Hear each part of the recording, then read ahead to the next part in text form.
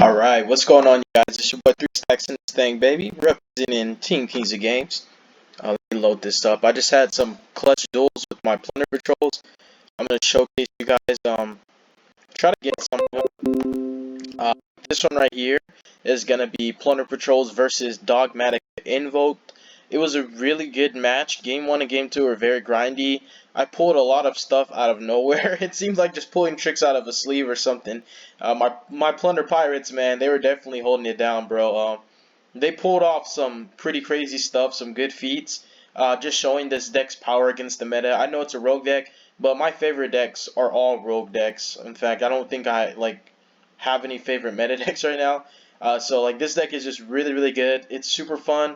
It's very skillful. It's very rewarding for patient players that enjoy the mid-range playstyle. It has great recovery and recursion. It allows you to generate a lot of advantage, a surplus of field presence, and also at the same time, it can be pretty overwhelming once the ball gets rolling, and it doesn't take like 3 turns like Altergeist.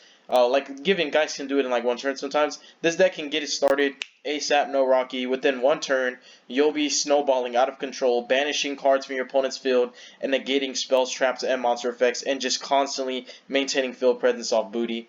But let's go ahead and press play. Fast forward. We're just wishing good luck and stuff right here. So let's see who won the die roll. I won the die roll. He has Prison, Driver, Nadir. Oh, he has the 2-card combo. And he has Nib. And Prison's really good against this deck because all my Plunders are Fiends. So this card's crazy good against this deck. My opening hand was okay. I had Desires, Booty, Ash, Whitebeard, and Shipping. I love playing Triple Fusion. Obviously, this Desire is going to resolve, so let's see what it gets me to. I'm just fast forwarding here. Drew another Desires. I think my turn's going to be pretty underwhelming. So that's the other thing with this deck. Sometimes the turns look underwhelming, like you'll just have a Whitebeard. I just equipped him just to play around Imperm. I'm not sure if he's like on Imperm, but this was my only play, and I didn't want my only play to just die to an Imperm and I just like lose harder. So I wanted to just like Emblem on Whitebeard so he'd be safer. And then I also have Booty, so I can change the attribute and summon anything I want. I have Shipping Enhanced, I have a discard, so I can get my Plunder plays rolling. All it really takes is just to resolve like one Lease, or resolve one Morik or one Brawn, and you'll just start just snowballing out of control. So right here, he's just going to go ahead and do his Meltdown play. I'm going to fast forward a bit. Get his Alistair. He's going to normal. I'm going to chain. Truth be told, I didn't have a Plunder monster in grave. If I did, that would be the opportunity to chain also like Booty. But given actually I do want that to be dark, I want to keep it that way, so never mind. So I go ahead and bust out my Morik, because my plan is to let him search Invocation and then activate Morik on Resolution to go ahead and banish Alistair. It does play into talents, but it also gives me a chance to deny him his Invoked Engine, which is what's going to happen here. So press and play, fast forward. So on Res, I banish his Alistair.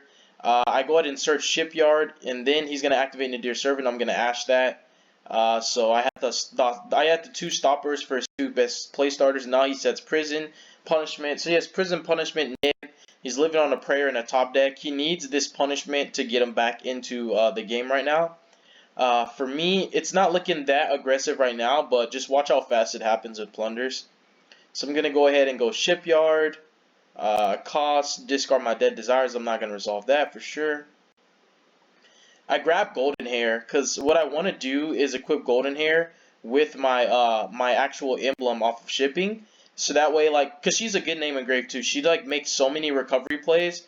Like Shipyard, Shipping, and Golden Hair are really good recovery plays. Like when you're playing with low resources and you're on a top deck mode, but you have her, this, and also Shipping and grave, you can make plays out the wazoo with just like nothing in hand, which is like really cool. I decided to bust out Brawn because I did Emblem, and even though he doesn't have monsters on grave, Emblem works for me too, and I do have an Ash in my graveyard.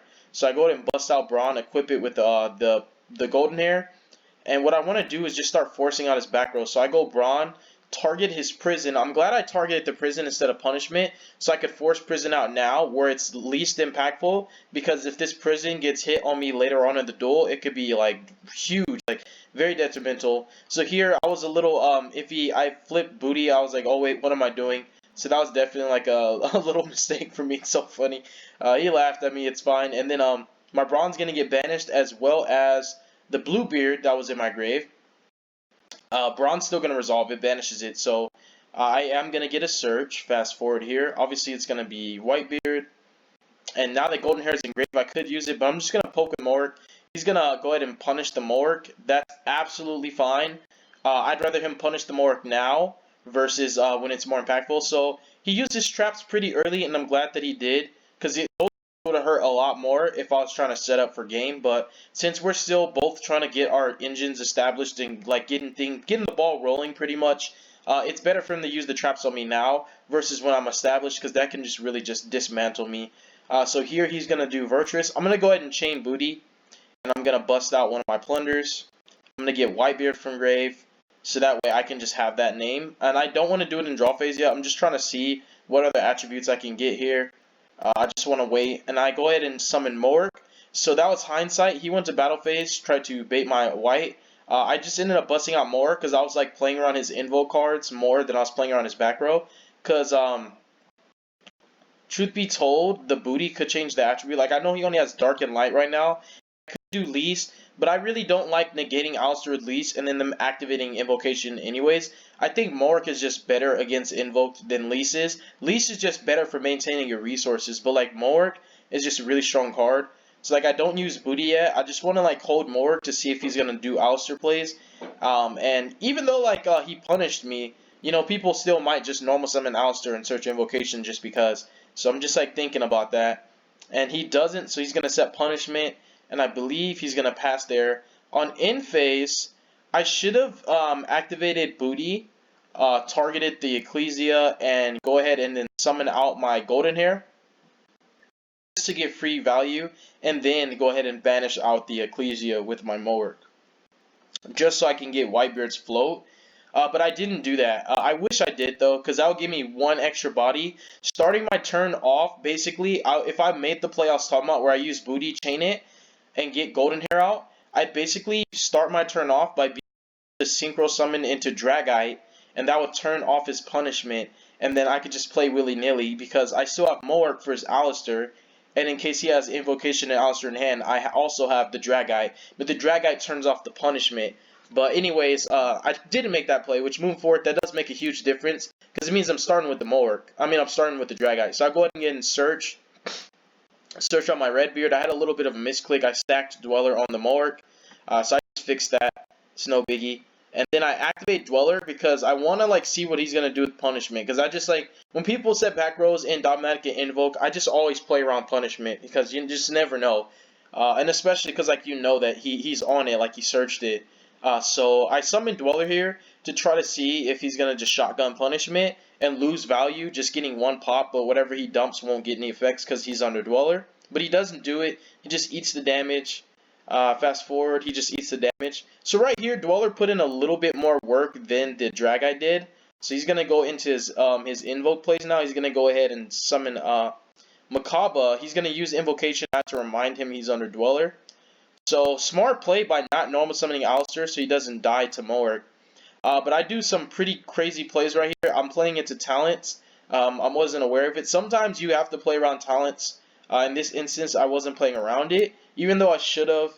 So I ended up busting out Braun, busting out Lease, because I just really wanted to get a surplus. Because I'm kind of like in a mid-range kind of like limbo with him right now, where neither one of us are necessarily ahead. I'm ahead in damage, but it can go either way. So I wanted to get a tempo swing by summoning my Lease, which actually did do that for me. The Lease was huge. It was very, very impactful. So what I wanted to do here was go ahead and activate Mork, see if he would use the Makaba, which he did. So he dumped his Nib, and the Mork gets banished, and now I'm free reign with my Lease.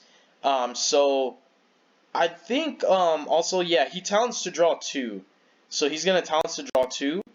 And I'm just like, I used the Lease to special what was equipped to Mork so it doesn't fall to the grave, as you guys can see. Then he's going to use Makaba beat over Dweller. So like, that's why I used Lease effect to special, because this golden, this Whitebeard was equipped to Mork. And since he's banishing it with Makaba, I just wanted to keep that piece of value by using Lease to summon the card that was equipped off Mork. So it was a pretty smart play, just so I could keep my tempo. because he does have like Ecclesia and Meltdown right now, and Punishment and Ash. So theoretically speaking, he's in just as good a position as I am. So I still haven't got ahead of him yet, and that's what I'm trying to do. So I'm kind of just pushing little by little in incremental value, just resolving an effect here and there, just trying to get ahead. Because this matchup can be really grindy for Plunder Patrols, so you just want to make sure that you get tempo swings as much as possible. Now I'm going to go ahead and start the play that I should have done on the previous instance that I was talking about. I'm going to booty on draw phase. Fast forward here, he says okay. I go ahead and summon out Bluebeard off of the booty, and then I go Chainlink 1 white, Chainlink 2 blue, but I synchroed for Dragite. That's what, remember I was saying that earlier in this duel that I was supposed to do that? I was supposed to do that a while ago, because Dragite does put in a lot of work against a lot of decks. And because I main deck Nib, it's pretty funny that you do get Dragite's effect. So here, I'm just going to go ahead and draw, fast forward. I drew a blue, special summon the Golden Hair. I'm going to declare Dragite's effect. He didn't negate it, because I'm pretty sure he's like, what rock is he going to hit? And then this is the funniest thing ever, not funniest thing ever, but this is so funny. I hit a Nibiru off my Dragite, so I go ahead and bounce his Macabre. It's too late for him to respond. If he wanted to respond, he would have had to negate on declaration. He didn't, because, you know, he just... I was pretty lucky, honestly. I didn't think, you know, I was praying for a rock, and I hit my Nib, so I got rid of his Macabre. Now I control. So now I'm in a commanding position, because all he has is Punishment. I have a negate for that, and any hand trap he uses, I have Lease. So I pretty much have game already. So not only did I take command, but I've got lethal on board already. I can do a lot more, but there's no point in like overdoing it when you have game already. So I'm just going to go straight to battle phase and go ahead and just punch, because this Lease is also at 3,000. This Dragite's at 3,000. I'm not playing into Nib because, you know, I didn't really summon that much, so I'm just going to attack for game. And that's game one. Really good game one, though. It's pretty back and forth. Those games are the best ones when it's not just like, oh, you get hand loop for 5, scoop. You know, so pause. He normals Alistair. I just hit him with an imperm. Thank God it was imperm because he has talents in hand. Why, oh why did he side Lancia? Maybe he was scared of evenly matched. I don't know. Because I know my plungers don't really banish, like, at all. So he just goes into the Secure Garden, sets Punishment, and passes. So all he has to survive right now is Punishment. Fortunately for him, my hand is not that great. So I go ahead and normal white. She is a tuner. She's so busted. I mean, I know no Golden Hair. And then I declare blue. He lets it resolve. He doesn't do anything on resolution of summon. So I go ahead and just synchro into Dragite. He should have punished me there, but he didn't. I think he just probably thought I was going to get greedy and go into Blackbeard. But I'm not going to get greedy. I'm going to play safe whenever I can. That's what I do. Sometimes I'm greedy when my opponent has like one card in hand, but in a situation like this, when the game's just started, I'm not going to get greedy too early. So I summon Dragite just to play it safe, so I can counter his back row. So I'm already playing around Punishment. I set Booty and Pass. Normals Alistair, I asked him. He talents to draw 2. I thought about it, and I was like, I'm just going to hold Dragite for the actual negator. It's very unlikely that he has a 3,000 monster to send off Punishment to even threaten my Dragite. So even though some people would negate talents, I decided to hold my negate for his actual engine. I think I'm in a habit of doing that against Dogmatika Invoked when they activate Desires and Talents to draw. I let those cards resolve typically because they have very few cards that get them started that like basically what I'm saying is like there's only like 3 cards you need to negate. Nadir, Alistair, and then also Ecclesia. Like everything else is okay. You don't negate Meltdown. You know, you obviously don't negate Invocation because you negate the Alistair that gets them to there. So there's like maybe 4 cards you want to negate. Because there's only like 3 actual plays that are like powerful, like Nadir and Alistair and also Ecclesia. I figured why negate talents when I could just negate the card that would matter. Because it's RNG. I don't know if he's going to draw a good card, which he didn't. So it's a good thing I didn't negate his talents. It didn't get him anywhere. And if it got into a Nadir, that's what I would negate, if that makes sense. So that was my theory behind draw cards against like Dogmatika Invoked. So I'm gonna declare Booty, bust out my blue, equip black with blue, and then I'm just gonna go ahead and punch for some damage. And then I'm gonna declare black and battle phase. Gonna Ash. It doesn't really do much. It's a -1 draw phase. I black into Lease. So now I have a monster negator and a spell trap negator. So same instance, I didn't negate Desires to Dragite. I wanted to hold it, and he has Invocation in hand. So this is pretty huge for him because he now has Gamma. So that was one time where, you know, I pretty much, yeah, he didn't even banish his driver. So that was that one time where I pretty much got punished a little for holding my negates, but also at the same time, I made him throw so many cards at me just to get into a Purgatrio. So he's going to Invocation. I'm going to negate it with Dragon. He Gammas. I chain Lease to negate his Gamma. Search a White. I'm going to chain Booty to bust out Golden. I shouldn't have done that because I should have read into him having a Purgatrio play. So he's going to Purgatrio of my 3 monsters. All he does is break my board, but I still have Recovery, which is like huge because Golden Hair is going to grave, and that's all that matters. But hindsight, I should have not used Booty because basically he could have attacked those monsters with Purgatrio. Then I could have in-phased, activated Booty, target the Purgatrio, declare an attribute, and then basically summon out Whitebeard from Graveyard. And I'd be starting my turn off with the Whitebeard and a Booty. Then I could use Booty again. So basically, if I would have held Booty, I would have kept Booty. It's so funny how many times the same Booty. And I would have just kept grinding with the Booty, the trap alone, you know, regardless of what I draw. But it is what it is. Can't really change it back. Can't take it back, but in the future I would. So now I activate Golden Hair, discard White for cost, because there is a semicolon after discard 1 card. And then he chains Call By on White. If I was him, I would chain Call By on the, he chains Call By on Hair. I would chain Call By on the Whitebeard and let the Golden Hair summon itself. Because Whitebeard can special any Plunder. That includes Golden Hair if I really wanted access to another one. So I think he kind of didn't use his Call By correctly. But also, not everybody knows what Plunders, how they work anyways, the functionality. So here's where I pull something out of like, you know, I just pretty much just make a big play out of like very little resources. So what I do here is I bring out Blue because I want to ditch this Gamma because like he didn't use any hand traps. So I use the Bluebeard and also the Redbeard that I had in hand to link into black. Then I use Blue to discard Gamma to draw. I drew Shipyard, and I'm getting ready to use Blackbeard to draw again. So I got to filter a bit, and I got Blackbeard, which is really important. So this play is going to be huge because I'm going to take back control of the game. And this is a huge comeback for me because it wasn't looking that good for me. I was pretty much just sitting there with the Golden Hair in the top deck. And now I bust out Lease. And I activate Shipyard here.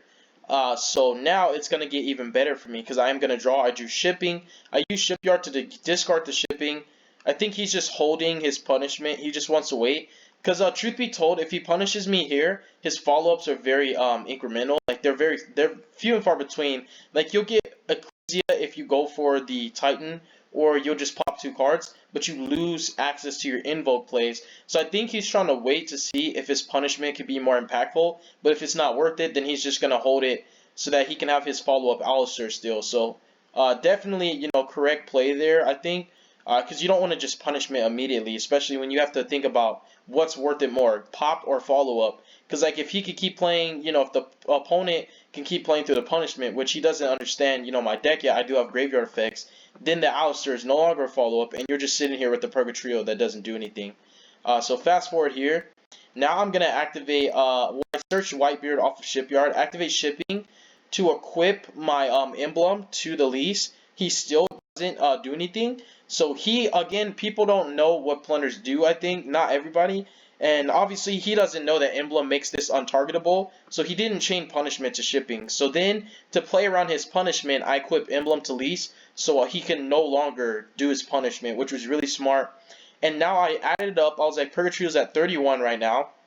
My Lease is at 3,000 plus 5, he's at 35, so unless he uses Alistair, Purgatrio's dies. And because Lease negates activations, I can use it in damage step to stop his Alistair. That denies his follow-up. So I'm going to press play here. Fast forward. He's going to Alistair in damage step. I negate. I search another Whitebeard because I didn't, you know, I was trying to have it to use it on his turn, but I ended up having to negate right now. I wasn't thinking that he would do that. I was like, you know, why would he want to lose his follow-up just to potentially kill a Lease when he knows I have the monster negate? But he did it. So press and play here. Fast forward. So I just search another White. Purgatrio dies. Now he has a punishment that doesn't do anything. I make sure before I pass my turn that I use Lease to summon out this Blackbeard from my spell trap zone. Because the Blackbeard was properly summoned by linking using Redbeard and Bluebeard, so it was properly summoned. Something else, be careful when you play Plunders. You can't summon something off Lease's effect unless it's properly summoned. So now in draw phase, I'm just back in control. I'm in the driver's seat. He has a dead punishment and a duster that's not going to do anything really. and he has no follow-ups, no plays, and all I really need to do is just attack next turn. So he just left. Um, I think I said wow just because like no GG or anything like that. But yeah, that's a duel, you guys. That's Plunder versus Dogmatic and Invoked. Really good duel. Game 1 and 2, very back and forth. I like those kind of duels. As you guys see, Plunder's just had it 2-0. So this is one of those decks you definitely want to be on the lookout if you care about rogue decks, because there are duelists like myself that will go into a huge tournament playing decks like this, not caring about meta, and you'll be caught off guard, and that's the surprise factor. So definitely put some respect on this deck. I think Plunders are one of the best rogue decks out. They're in my top 5 faves. They're very fun, very resourceful, and they're very versatile, and they have a very wide variety in their toolbox, and pretty much have interruptions and spot removals for a lot of the best cards in the game. Banishing is always going to be better than destroying or sending to the grave, and having hard negates off Lease and Dragite are amazing, and they're getting a new synchro, the Grozer, which is not for Plunder, but it does work with Plunders, so they're going to get like a boost, sort of, so you can put up more monster negates in this deck. Pretty cool, but that's going to be it for the video. Our Father which art in heaven, hallowed be thy name, Lord Jesus Christ, thy kingdom come, and thy will be done on earth, just as it is in heaven. Please give us this day our daily bread, Lord, and please forgive us of our debts as we forgive our debtors. And lead us not into temptation, Father, but deliver us from evil. For thine is the kingdom, the glory, and the power forever. In the mighty name of Jesus Christ of Nazareth I pray. Thank you, Father. Amen. All right, peace.